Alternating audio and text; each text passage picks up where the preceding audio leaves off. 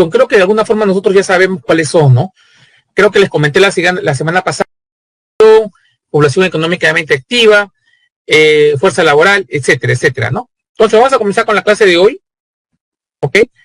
A ver, lo voy a poner en una pantalla, a ver, ya, ¿no? Entonces ya nosotros vamos a ver básicamente lo que son los factores de producción. Creo que de alguna forma nosotros ya sabemos cuáles son, ¿no? Creo que les comenté la semana pasada en forma muy a grosso modo, ¿no? Básicamente aquellos factores que básicamente se encargan de, ¿no? De cambiar, administrar los recursos naturales, los recursos en general, ¿no? Que sabemos que son escasos para poder satisfacer las necesidades. Pero ¿cómo vas a satisfacer esos recursos? ¿Cómo vas a satisfacer esas necesidades que son ilimitadas a través de los recursos que tienes? Obviamente, para que esos recursos puedan transformarse y puedan satisfacer las necesidades humanas, tienen que existir unos ciertos factores. Y a esos factores se llaman los factores de producción, que como ya vemos, son la tierra, el trabajo, el capital, la empresa y el Estado. Algunos también consideran la tecnología como parte de los factores de producción, pero en realidad más o menos están entre 5 y 6, ¿no? Vamos a revisar cada uno de ellos. Por ejemplo, en el caso de la tierra, básicamente es todo lo que significa la naturaleza, ¿no? Creo que ya lo vimos, ¿no? El mar, el cielo, no, todo lo que se encuentra en la naturaleza, ¿ok? Básicamente vemos la tierra, ¿no? Por ejemplo, yo creo que les puse un ejemplo de la vez, no sé si se acuerdan ustedes, les puse un ejemplo.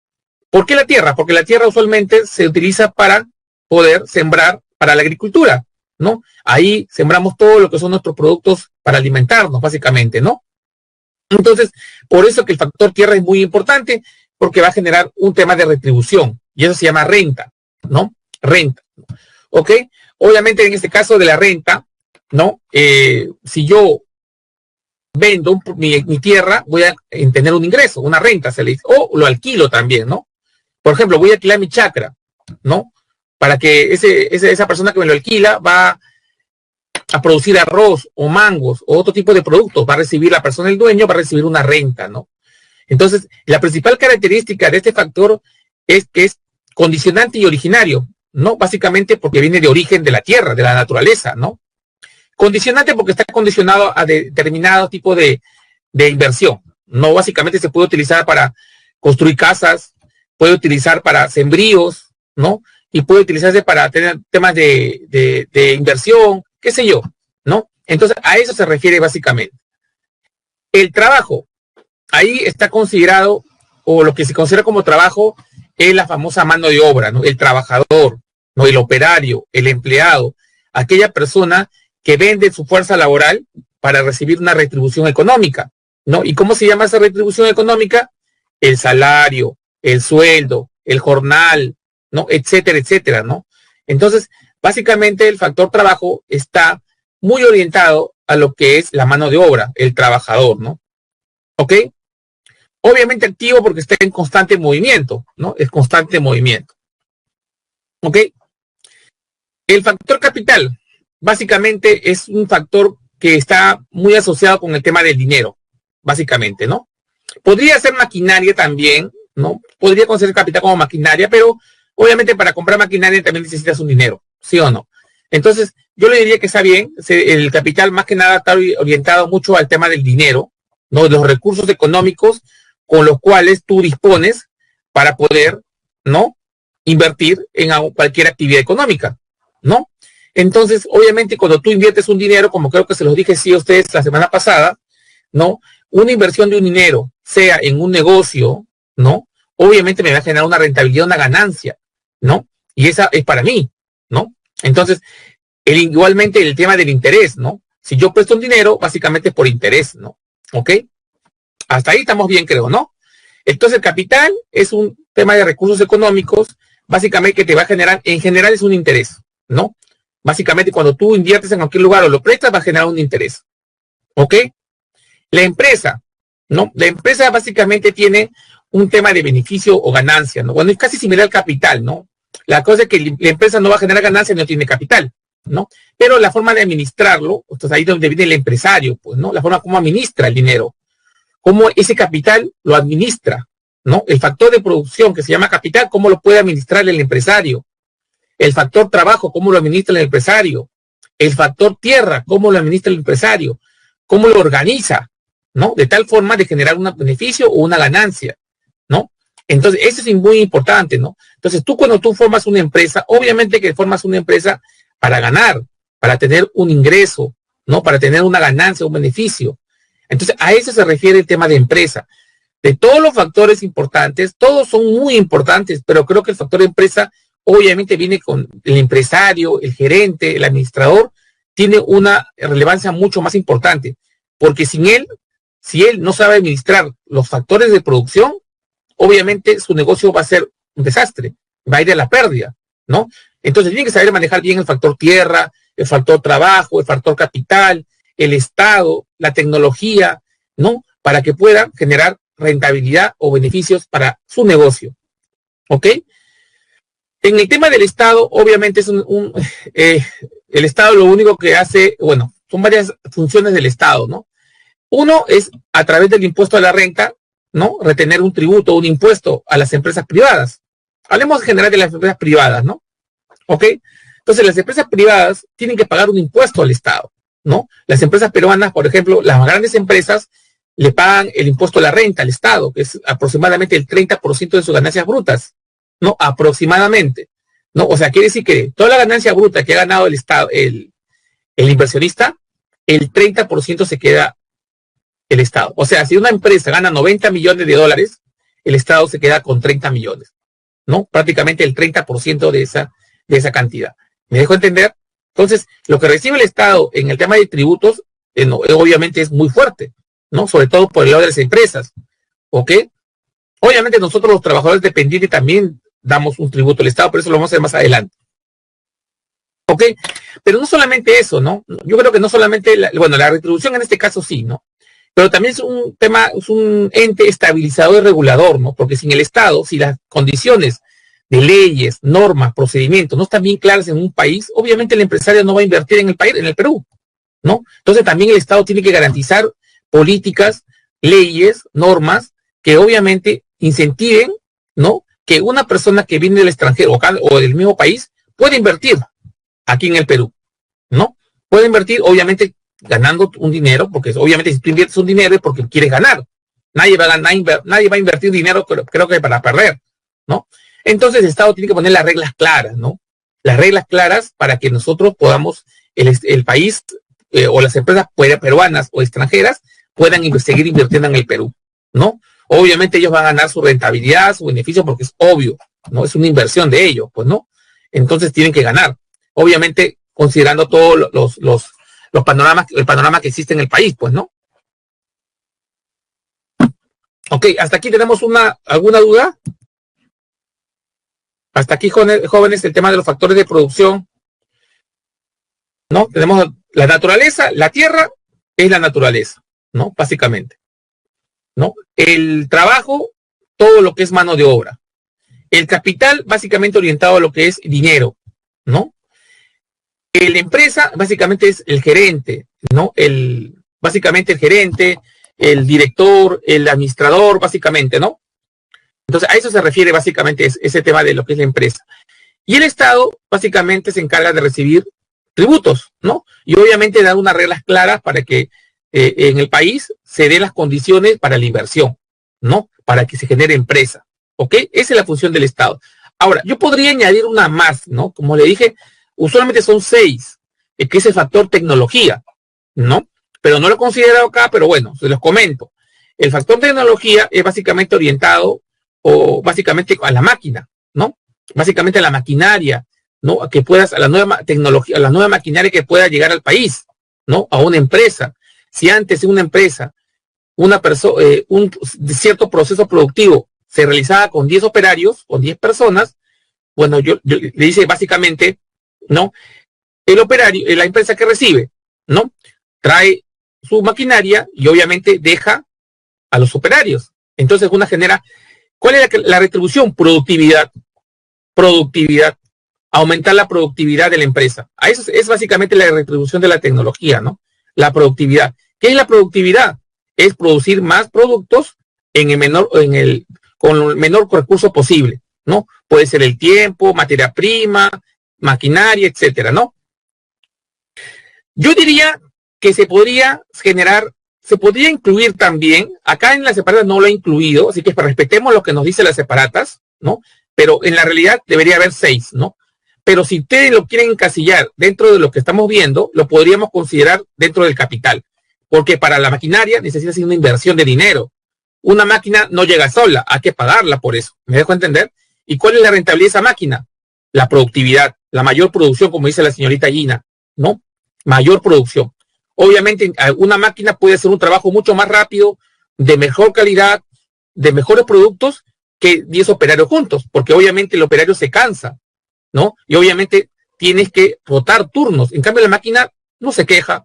Tú la puedes tener operando 24 horas y sigue operando, ¿no? La productividad está muy relacionada con la eficiencia, ¿ya? La productividad está muy relacionada con la eficiencia. Cuando te dice que seas productivo, ¿qué te están diciendo? Que administras correctamente tus recursos.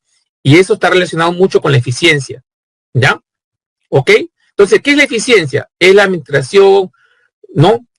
Correcta de los recursos, ¿no? Disponibles, que ya sabemos que son escasos, ¿no? Pero la productividad, ¿qué es? Es, ¿no? Producir mayor productos con los menos recursos que tienes. ¿Me dejo entender? ¿Ya? Una cosa es eficiencia, el término de eficiencia, que es la administración correcta de los recursos, ¿no? Obviamente, optimizando los costos. Y la productividad, básicamente relacionada como un indicador, ¿no? Mayor unidades producidas, ¿no? Sobre los recursos disponibles, ¿no? O sea, maximizas esa producción optimizando tus recursos. Por ejemplo, imagínate, yo te digo un ejemplo, para cerrar el tema de productividad, porque está muy asociado a lo que hemos tocado. Yo tengo un operario A que hace 50 tornillos por hora, ¿no? Un operario A que hace 50 tornillos por hora. Y tengo un operario B que hace 30 tornillos por hora. ¿Quién es el más productivo? ¿El operario A o el operario B? Repito, el operario A, claro, exactamente. ¿Por qué? ¿Por qué el operario es más productivo?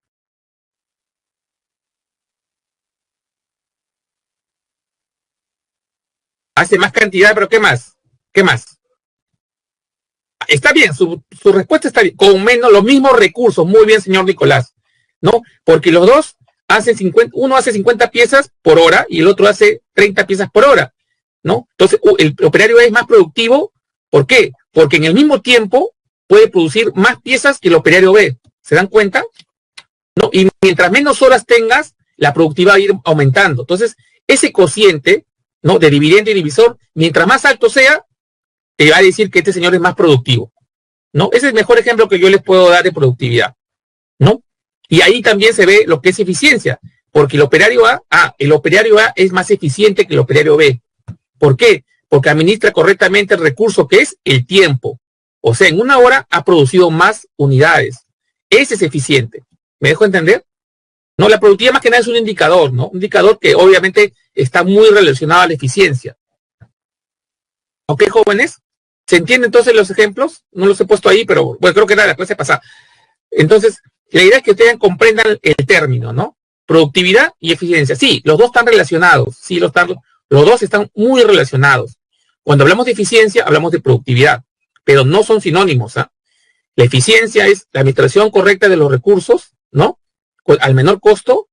Y la productividad es un indicador que te dice que produzcas más unidades, pero optimizando los recursos que tienes. ¿Y qué recursos pueden ser? El tiempo, el dinero, la mano de obra, etcétera, etcétera. En este caso hemos puesto un ejemplo de dos operarios que básicamente producen tornillos, pero ¿cuál es su recurso? El tiempo, ¿no? Y en el mismo tiempo, el operario A ha producido más piezas. ¿Me dejo entender? Entonces, no sé si se entendió el ejemplo. ¿Sí? ¿No? ¿Regular? Perfecto. Perfecto. Y luego lo importante es que estas clases están grabadas. Eso es lo importante, lo pueden volver a repasar en el momento que la parte que ustedes quieran, ¿no? Poder reforzar. Entonces vamos siguiendo avanzando para cerrar los temas.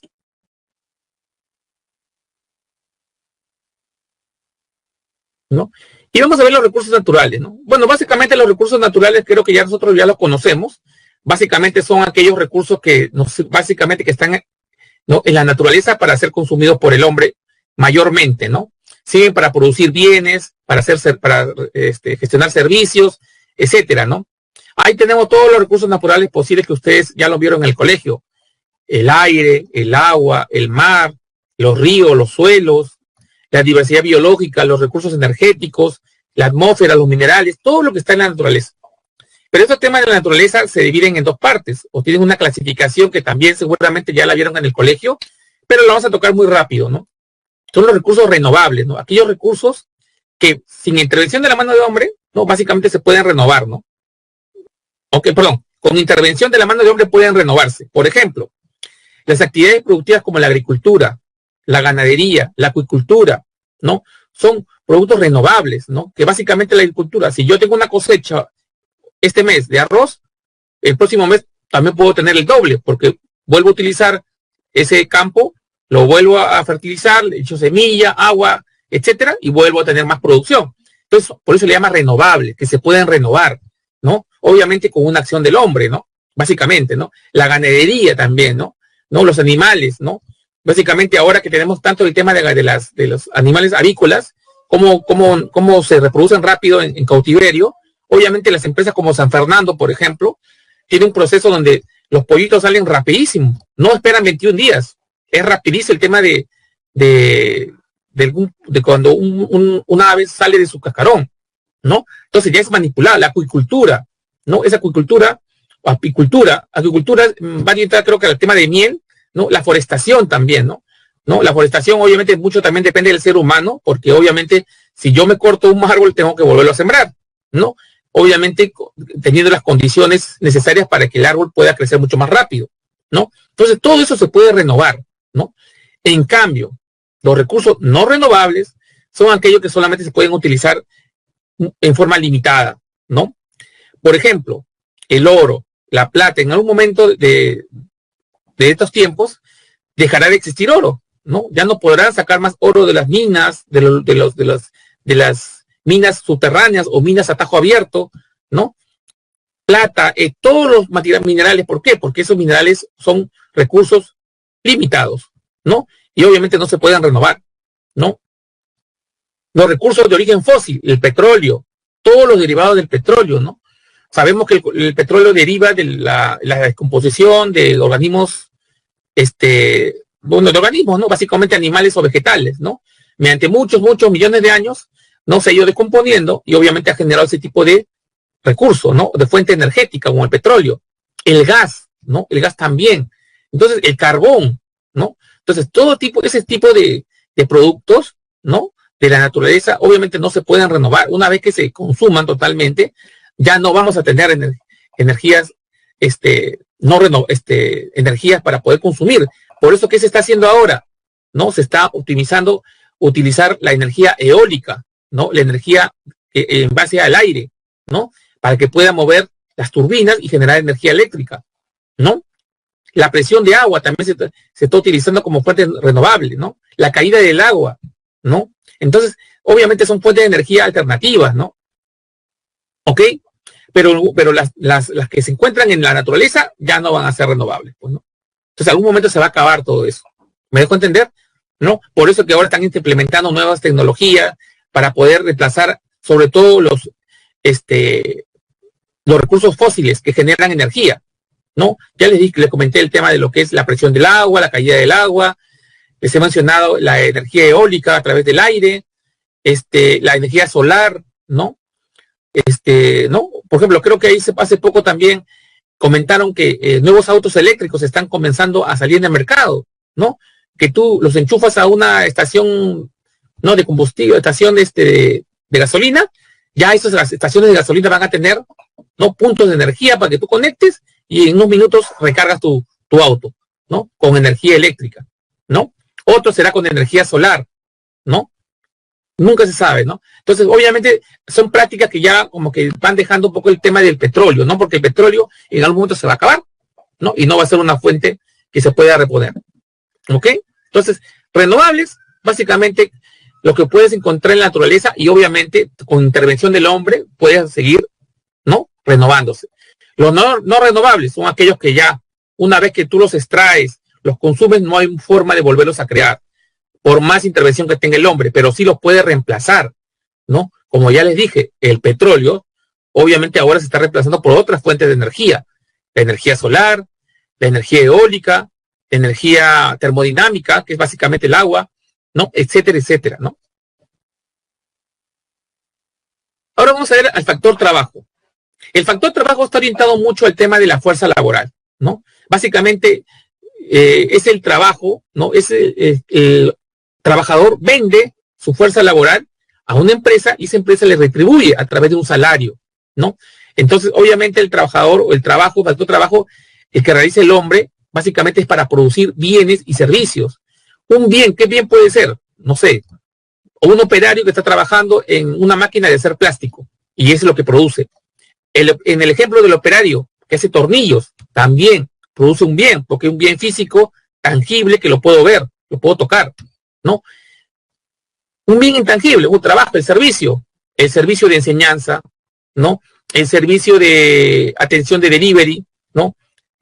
Etcétera. Ese tipo de servicio también lo hace la mano de obra, ¿no? Pero no te vende un producto, te vende un servicio, ¿no? Obviamente tú lo percibes, por ejemplo, en el tema de lo que es el servicio de delivery, ¿no?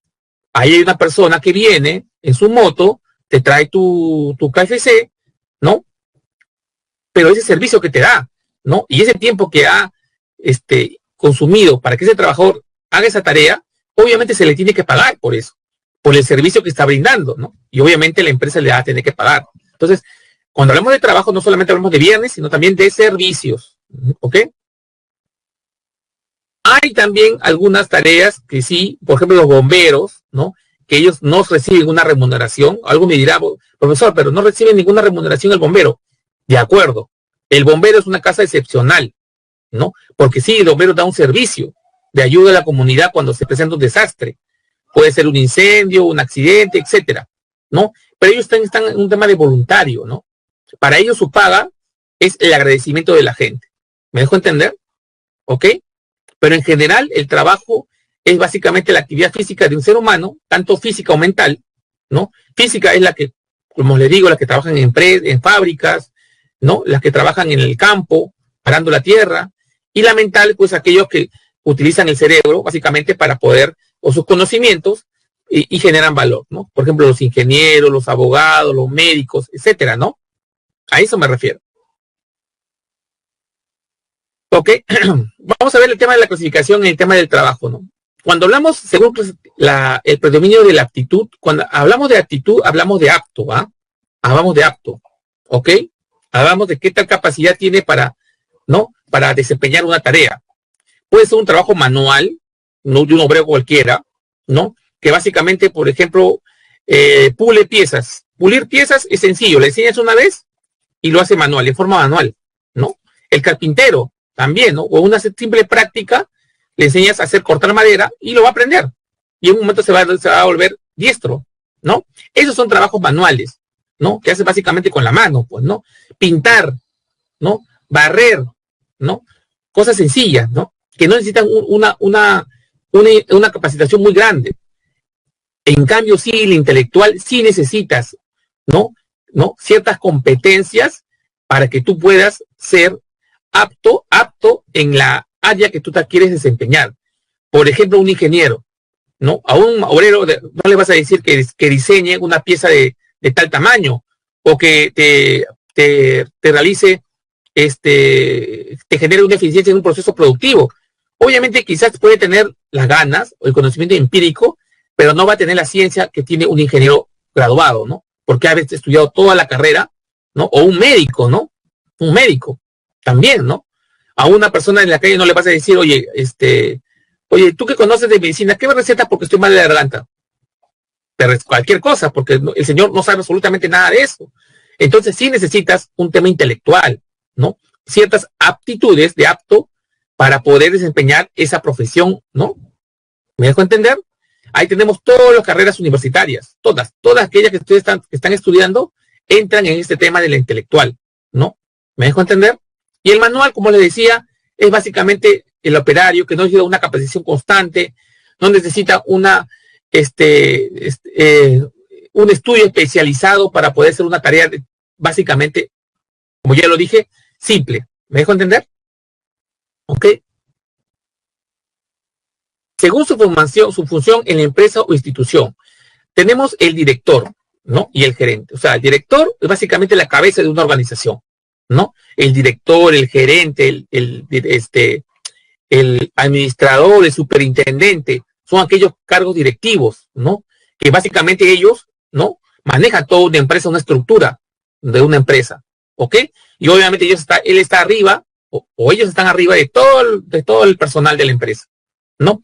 Y el ejecutor es el empleado, básicamente el que va a hacer lo que ordena el gerente, ¿no? El director le ordenará al jefe, el jefe le ordenará al empleado, el empleado le ordenará a los supervisores, y así sucesivamente, ¿no? En esa cadena va, ¿no? Entonces simplemente el director es el que está arriba de todo, que diseña las estrategias de la empresa, y así lo van a hacer, y el ejecutor es el empleado que es el que lo va a hacer en forma real, pues, ¿no? En forma física, ¿no? En forma presencial, ¿no? Es el que va a hacer lo que el director le está ordenando, ¿ok? Un ejemplo, un director de ventas, por ejemplo, ¿no? Diseña que para que la empresa gane, ¿no? $10,000 al final del año, necesita vender 50,000 unidades de su producto. ¿Ok? Ya diseñó, ya aplicó su estrategia, pensó, se acordó del tema de venta, de todo lo que estudió en la universidad y diseñó que para ganar 10 millones o $10,000, tiene que producir 50,000 unidades. Entonces, esa información se la pasa a la parte ejecutora. Ya, tú vendes el producto y tienes que llegar a fin de año a 50,000 unidades. No sabes cómo, pero lo tienes que hacer. Y entonces el empleado va a tener que diseñar también su estrategia para poder vender a todos los lugares donde pueda vender ese producto y llegar a la meta. ¿Me dejo entender? Esa es la gran diferencia, ¿no? El director gerente simplemente diseña estrategias. El ejecutor o el empleado o los que están abajo de él ejecutan esa tarea, esa estrategia. ¿Me dejo entender? Según la relación con el empleador, ¿dependiente o independiente? Bueno, los dependientes son aquellos que están básicamente empleados en el sector público o en el sector privado. Sector público, aquellas personas que trabajan, los congresistas, por ejemplo, los que trabajan en la SUNAT, los que trabajan en las municipalidades, los que trabajan en, Indecopi, ¿no? Los que trabajan en aduanas, ¿no? Todos ellos son empleados dependientes del Estado. ¿Me dejo entender? Los que trabajan en los gobiernos regionales también. Sector privado, ¿cuáles son dependientes? Bueno, básicamente aquellas personas que dependen del sector privado. Por ejemplo, sus padres seguramente trabajarán en una empresa privada, ¿no? Tendrán sus 8 horas laborales de lunes a sábado, perdón. Obviamente algunos lo harán desde su casa por la situación que estamos, u otros ya estarán yendo a trabajar, ¿no? Les pagan a fin de mes, ¿no? Tienen derecho a las gratificaciones, tienen derecho a vacaciones, ¿no? Básicamente esa es la característica del trabajador dependiente, depende de un empleador, ¿ok? Y obviamente tiene que cumplir un horario específico, pues, ¿no? De lunes a sábado, de 8 de la mañana a 6 de la tarde, por decir, ¿no? Hay algunos que trabajan solamente el sábado mediodía, es de acuerdo a la condición de la empresa, ¿no? Pero obviamente el que trabaja en la empresa privada o pública tiene un horario laboral y obviamente tiene beneficios sociales, ¿no? A eso voy yo, ¿no? Independiente, bueno, su nombre lo dice, ¿no? Que no depende de nadie, ¿no? Aquel independiente que simplemente es su trabajo de acuerdo a la capacidad, ¿no? Que tiene esa persona. Por ejemplo, los profesionales consultores, por ejemplo, los asesores que trabajan con los congresistas, ¿no? No dependen del Estado, dependen básicamente de su trabajo independiente, porque ellos sí reciben un dinero de acuerdo a la consultoría que dan, ¿no? A la consultoría que dan reciben un dinero. Me refiero a aquellos consultores que no están en planilla del Estado, ¿eh? Que básicamente el congresista es el que les paga, que está como asesores, como consultores. ¿Me dejo entender? ¿Ok? Que no tienen ningún beneficio del Estado, simplemente llegan, dan su servicio, les pagan por eso y se van, ¿no? Un ejemplo también podría ser, aquellas personas que usan sus conocimientos, por ejemplo, en seguridad, en empresas de seguridad, dentro de una empresa, ¿no? Y dictan charlas a todas las empresas posibles privadas, ¿no? Dame una charla de seguridad a mi personal operario de la planta. Ya, lo voy a hacer en 3 días. Ya, ¿cuánto me vas a cobrar? 5.000 soles. Ah, ok. Entonces hace su charla por 3 días, ¿no? Y por eso le van a pagar los 5.000 soles. Una vez que termina, recibe su dinero y chao. Hasta que me vuelvas a llamar. No hay ningún tipo de relación. Ese trabajador independiente no tiene derecho a gratificaciones, no tiene un horario laboral, ¿no? Básicamente el cumplimiento de el pacto que ha hecho en 3 días lo tiene que hacer, ¿no? Ya él elige las horas, y obviamente con cierta coordinación, pero no hay ningún beneficio social. O sea, el trabajador independiente no tiene beneficios sociales, no tiene vacaciones, simplemente por la misma actividad que ellos dan de servicio, de sus conocimientos, simplemente ellos cobran ese dinero, nada más, ¿no? Ese es el trabajo independiente, ¿ok? Otro ejemplo que podría ser, aquellas personas que trabajan en a ver, podemos decir también hasta quizás las personas que tienen un negocio, ¿no? Hacen un negocio, pero en forma independiente, ¿no? Y de ese negocio viven, también podría ser, ¿no? Entonces, básicamente están orientados muchas personas al trabajo de consultoría, ¿no? Básicamente aquellos profesionales que con la profesión que tienen hacen un trabajo de consultoría, ¿no? Básicamente es así, ¿no? ¿Ok? Según la especialización, simple. Un trabajo simple está muy asociado al trabajo manual, ¿no? A lo que es aptitud, porque es un trabajo básico, el trabajo de limpieza, ¿no? El trabajo de limpieza básicamente no necesitas una especialización determinada, ¿no? Simplemente un trabajo, el limpiar, un pintor, ¿no? No necesitas un tremendo currículum para ser pintor, simplemente una cierta práctica, te enseñan cómo hacer el tema de la pintura, cómo pintar y punto, ¿no? ¿Quién podría ser también el jardinero? El jardinero también no necesitas toda una ciencia para ser jardinero, simplemente, ¿no? Tener unas pautas, una inducción acerca del oficio y lo puedes hacer, ¿no? Entonces, a eso se refiere, ¿no? A eso se refiere el reciclador, ¿no? Aquella persona que recibe todo un montón de cosas y lo recicla. No necesitas una ciencia para eso, ¿no? ¿Me dejo entender? Entonces, a eso se refiere el trabajo simple, ¿no? El calificado está muy asociado al tema de según la aptitud, ¿no? Obviamente el ingeniero, el profesor, el arquitecto necesitan, ¿no? Unas ciertos conocimientos técnicos para poder, ¿no? Básicamente desempeñar esa labor. Por ejemplo, una persona que trabaja en un taller mecánico, ¿será un trabajo simple? No necesariamente, porque un taller mecánico, si tú vas a hacer piezas especializadas, ese mecánico, así tú digas como mecánico, necesita una instrucción determinada, ¿no? Para poder hacer ese tipo de piezas o manejar ese tipo de piezas. Entonces sí necesita una especialización. Ojo, los mecánicos, los que trabajan electricistas, sí necesitan una especialización. Nadie te va a jugar con electricidad porque sí, ¿no? Obviamente si tú vas a poner unas redes eléctricas en una casa, tienes que tener ciertos conocimientos, ¿no? No creo que nadie haría algo sin saber. Hay gente que conoce, sí, pero no lo harías a ese tipo de dimensión, pues, ¿no? Tienes que tener cierta inducción, cierta capacitación para poder desempeñar ese cargo de redes eléctricas, ¿no? A eso me refiero. Ahora vamos a ver el tema de lo que es el trabajo, el tema de la cooperación forzada. Básicamente el tema de esclavitud, ustedes ya de alguna forma ya lo conocen, pues, ¿no? ¿No? Básicamente el esclavo, ¿no? Aquellos que estaban en la época antigua, ¿no? Donde habíamos, acá mismo en el Perú, ¿no? En la época de la colonia, cuando los indios eran esclavos de los españoles, ¿no? Y en África, pues las colonias negras eran esclavos de las clases dominantes, ¿no? Es básicamente aquella posición donde la persona no tiene ningún tipo de derechos, así de simple, ningún tipo de derecho, ¿no? La servidumbre ya cambió un poquito, ¿no? Es una cierta forma de esclavitud, sí, ¿no? Porque el siervo, lo único que era dueño era de su vida, ¿no? No de su trabajo. El trabajo le pertenecía al señor, ¿no? Al noble, ¿no? Básicamente, esa era la diferencia entre la servidumbre y la esclavitud, ¿no? El esclavo no tenía ningún derecho a nada, ni siquiera a su vida. En cambio, servidumbre sí, ¿no? Obviamente, el trabajo que él hacía, obviamente ese trabajo sí era dueño el terrateniente, el noble, ¿no? El señor de esas tierras, básicamente eso era, ¿no? Los gremios, poco después ya aparecieron los gremios, ¿no? A finales de la Edad Media, ya se formaron los famosos burgos, ¿no? Y básicamente viene burgos de las famosas Revolución Francesa, ¿no? Los castillos feudales, ¿no? Básicamente los burgos o gremios estaban asociados mucho a lo que es temas de acuerdo al oficio que tenían, ¿no? Básicamente ahí se veían lo que son los artesanos, los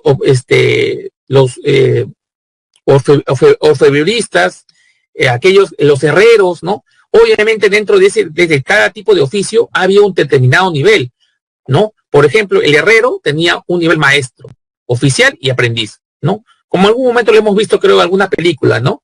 Los artesanos también, el artesano maestro, el artesano oficial, o el que tenga medios conocimientos, y el aprendiz. Básicamente tenía ese tipo de organización, en base a niveles, de acuerdo a la experiencia y especialización del oficio, ¿no? Ya durante la libre contratación, ya esto cambió, porque aquí ya el derecho del individuo a tener la libertad de escoger cualquier trabajo, pero mediante un contrato individual. Aquí aparecen los primeros contratos, ¿no? Yo quiero trabajar en ese lugar, pues hazme un contrato de trabajo para saber cuáles son mis deberes y cuáles son mis derechos laborales, ¿no? ¿Me dejo entender? Y obviamente ahí se percibe, se indica pues la cantidad de dinero que va a ganar, básicamente. Formas atípicas de trabajo, ¿no? Ahí tenemos, dentro de lo que ya muchos años después, la esclavitud sigue existiendo todavía, ¿no? Más que nada, pero orientado al trabajo forzoso, ¿no? Algunas zonas del mundo, como Asia y África, todavía se maneja ese tema de la esclavitud, ¿no? Aquellas personas que no tienen ningún tipo de derechos, ¿no? Sobre todo en la parte económica, ¿no? O se les paga miserias, ¿no? Eso también es una forma de esclavitud. El trabajo forzoso por un pequeño monto de dinero, ¿no? El empleo multipartita. El empleo multipartita está orientado mucho al tema de los servicios. No sé si ustedes se acuerdan, bueno, no creo que se acuerdan, en la época de Fujimori, del 90 al 2001, se manejó mucho el tema de los servicios. ¿Qué quiere decir los servicios? ¿No? Que se fundaron empresas para que puedan captar personas, empleados, y esos empleados o esos operarios, obreros, se lo pasaban a las empresas formales. Por ejemplo, imagínate que yo soy, un ejemplo creo que va a clarificar esto. Imagínate que yo soy Bacchus y Johnston, la empresa de cervezas, ¿no? Y yo no quiero tener ningún tipo de personal a nombre de la empresa, que esté en planilla de la Bacchus. Entonces contrato una empresa service que se llama XXX y le digo, mira, ¿sabes qué? Necesito 500 empleados, 500 operarios para mi empresa Bacchus, para producir cerveza. Tú búscame el candidato, este es el perfil y búscame los candidatos, ¿no? Pero van a estar en tu planilla, no en mi planilla de Bacchus, en la planilla de la empresa Service XXX. Entonces, ¿qué hacía esa empresa XX Service? Buscaba el personal, los 500 operarios, los contrataba, pero estaban en la planilla del service. ¿Pero para qué? Para que hagan el servicio de trabajo para Bacchus. Entonces, ese tipo de empleo multipartita era una forma de abuso laboral. ¿Por qué? Porque se recortaban los derechos del empleado. Por ejemplo, si pasaba algo en la planta de Bacchus, por ejemplo, una persona fallecía por un accidente, ¿no? ¿A quién le reclamaba ese trabajador? No a la Bacchus. Le reclamaba a la Service. La Service es que asumía todos los derechos y todos los deberes sobre ese trabajador. La Bacchus no hacía nada, ¿no? ¿Me dejo entender? Entonces, prácticamente ahí se violaban muchos derechos laborales, muchos derechos del trabajador, ¿no? Porque había una empresa intermediaria, ¿no? Entre el operario, entre el empleado y la empresa a que le daba el servicio final, ¿no? Entonces, esa es la gran diferencia. Obviamente, ahora ya muy pocas servicios tenemos en el país. Cuando ya el gobierno de Fujimori cayó, se cambiaron muchas del tema de las leyes. Ahora, las empresas, ¿no? Están obligadas a contratar directamente al personal. Por eso que ahora Bacchus, si tú quieres postular una vacante de Bacchus, entras en la página de internet y ahí vas a encontrar que Bacchus busca personal. Directamente ya la Bacchus va a pasar a la planilla de Bacchus y Bacchus va a tener que responder por todos los trabajadores que trabajan en su planta, ¿no? Tendrá que tener la medida de seguridad, etcétera, etcétera. Sus beneficios sociales completos, cosa que en los servicios no te pagaban. Encima te retrasaban los pagos. ¿Me dejo entender? Entonces era una forma también de trabajo muy, muy, muy terrible el tema de los servicios, ¿no? Entonces, eso es lo que yo les comentaba, ¿no? En ese sentido, ¿no? El empleo temporal, ¿no? Básicamente el empleo temporal, como dice su nombre, temporal viene de tiempo, ¿no? Simplemente es un trabajo específico por proyectos, por una temporada. Imagínate que me contratan a mí para hacer un proyecto a ver, eficiencia de un proceso productivo en tal empresa. Ya, deseo que lo haga en 3 meses. Ese proyecto lo hago en 3, ok, voy en 3 meses, firmo mi contrato 3 meses. Es un empleo temporal, específico por un proyecto determinado, nada más, ¿no? ¿Me dejo entender? O aquellas personas que trabajan por ventas. Mira, este trabajo de ventas va a ser, este proyecto es de enero a marzo. Y la persona trabaja ahí de enero a marzo y ahí acabó el tema. Por eso te dicen empleo temporal, específico, por un proyecto específico nada más, ¿no? El empleo encubierto, ya, esa es otra forma de evasión de los derechos laborales de las personas. Por ejemplo, el fotógrafo, ¿no? El fotógrafo, creo que puse mal acá. El fotógrafo es aquella persona que, tú sabes que es un fotógrafo, ¿no? El fotógrafo lo que hace es tomar fotos, ¿no? Y esas fotos, obviamente, las vende, ¿no? A determinados diarios o otras empresas, ¿no? Por ejemplo, si yo soy fotógrafo de espectáculos, por decir, ¿no? Y voy a todas las casas de la gente figuretis y comienzo a tomar fotos, ¿no? Y aquí se las voy a vender a Magali, ¿no? O a otras personas de la farándula, ¿no? Pero esa persona, si bien está haciendo un trabajo para ellos, ¿no? No tiene beneficios sociales, no tiene gratificaciones, no está en planilla, no tiene un derecho de salud, no tiene derecho a CTS, no tiene derecho a nada. Pero trabaja esa persona para esa empresa o para ese... Sí trabaja, porque siempre lo están llamando, ¿no? Tráeme fotos de la farándula, ¿no? Y le pagan esa empresa. Entonces, ese señor al final está trabajando para ellos, ¿no? Entonces, es una forma también de explotación, el empleo encubierto. ¿Por qué eso le dicen empleo encubierto? ¿No? Por eso le dicen empleo encubierto. Porque se encubre una forma de relación laboral, pero al final esa persona no pertenece a la planilla de la empresa, ¿no? Otro ejemplo. Tenemos una planta donde se hacen 10,000 prendas de vestir, ¿no? Ahí está su máquina, toda la empresa trabajan ahí, ¿no? Pero obviamente cuando una empresa tiene muchos pedidos, entonces siempre hay personas, ¿no? Que ayudan a esa empresa, por ejemplo, a hacer prendas también, ¿no? Llaman a una costurera de afuera o hacen referidos, ¿no? Y le llaman, ¿sabe qué, señorita? ¿Usted puede hacer 100 piezas por día durante un mes? Sí, lo puedo hacer, pero no lo haga acá en mi planta porque no hay espacio aquí. Lo puede hacer en su casa. Yo tengo mis máquinas, tengo mis ramalladoras. Ok, yo le pago por la cantidad que usted me da. Al final de mes me debe traer 10,000 prendas con tales especificaciones. La señora lo hace, le traen y le pagan por eso nada más. Pero esa señora no está en planilla, no tiene vacaciones, no tiene derechos laborales, no tiene salud, no tiene nada, ¿no? Si algo le pasa a la señora, por ejemplo, en la calle, la empresa no tiene ningún tipo de responsabilidad porque no hay ningún contrato, ¿no? Pero sí la señora todos los meses le va a hacer cierta cantidad de productos, ¿no? Cierta cantidad de vestidos a esa empresa, ¿no? Esa es una forma también de trabajo encubierto, ¿no? Y eso pasa mucho en las textiles, ¿ah? En las textiles también pasa eso, ¿ah? Ese trabajo que encubierto, ¿no? Que personas hacen ese trabajo de prendas para una empresa, pero esas personas no están en planilla, ¿no? Entonces, esa es otra forma también. El empleo a tiempo parcial, ¿no? El empleo a tiempo parcial básicamente está orientado al tema del que trabaja menos de las 48 horas, ¿no? Menos de las 48. Por ejemplo, cada persona, por ley, si está en planilla, debe trabajar 48 horas a la semana, 8 horas por día. Así de simple, ¿no? De lunes a sábado. Así la regla, 48 horas por día.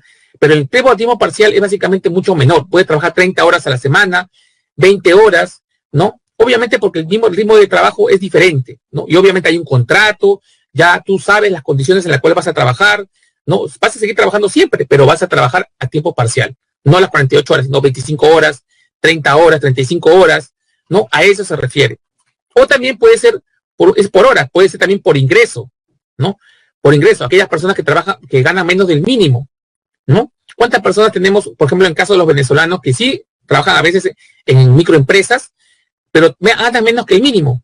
Trabajan 35, 40 horas, sí, menos horas, pero ganan 500 soles, 600, no llegan al mínimo. Sabemos que el mínimo ahorita está en 950 soles, ¿no? Entonces, se pueden dar por las dos formas, ¿no? El tiempo parcial. O puede ser por horas, menos horas, o puede ser por ingreso también, menos del mínimo legal, ¿no? Ahora vamos a ver rapidito nomás el tema de lo que es la población. Está bastante sencillo esto, ¿no? Bueno, la población económica en edad de trabajar, la famosa PET, en el Perú es mínimo 14 años, ¿no? Desde los 14 años tú puedes trabajar, puedes, no quiere decir que lo hagas, ¿ah? Pero la ley dice desde los 14 años puedes trabajar, ¿no? Obviamente en algunos casos sí se hace mucho el tema de lo que es en provincias, ¿no? En las zonas mucho más alejadas hay jóvenes chiquillos que trabajan, ¿no? Si lo vemos más cerca también, en las calles nosotros lo vemos también a la gente, los niños que venden caramelos, o los viejitos que están pasando los 65, 60, venden caramelos, todas esas cosas, ¿no? Entonces obviamente vemos, pues, no es tan lejano a la realidad.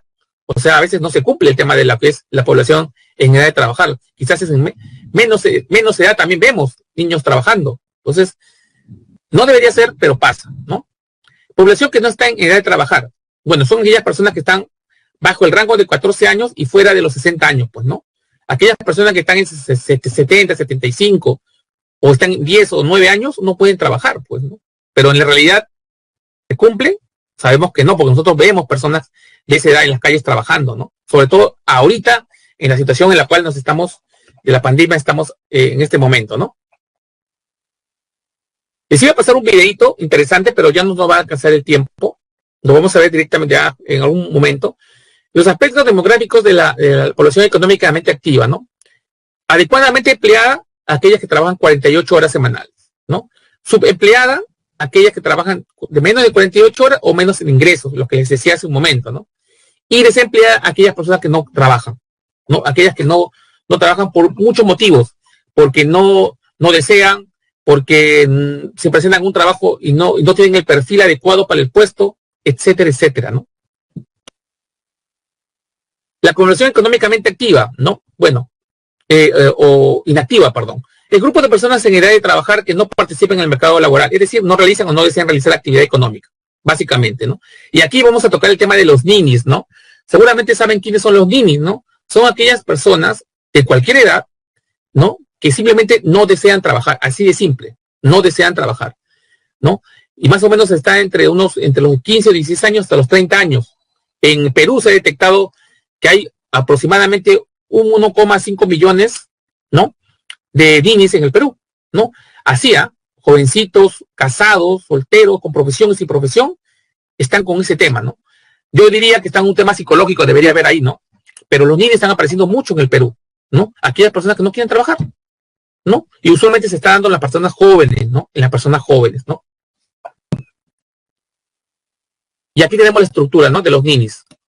Perdón, de la población total, ¿no? Tenemos la población en edad de trabajar, tenemos la población que no está en edad de trabajar, que son las que están menos de 14 años y mayor de 60, la población económica activa PEA, que están en ocupados, ¿no? Y los que están en desempleados, que lo acabamos de decir, los ninis y aquellas personas que no pueden trabajar, que se presentan un trabajo y no tienen el perfil, etcétera. Ocupados son adecuadamente empleados aquellos que trabajan, ¿no? Básicamente 48 horas semanales, ¿no? Y los subempleados aquellos que trabajan menos de 48 o también pueden trabajar con un menos ingreso del sueldo mínimo legal, ¿no? Y la población económicamente inactiva, que es lo que estamos diciendo aquí, aquellas personas que no desean trabajar, pues, ¿no? En ejemplo, los ninis, ¿no? Ellos sí no desean trabajar por nada del mundo, ¿no? ¿Ok, jóvenes? No, aquí hay que tener, hasta aquí tienen alguna consulta.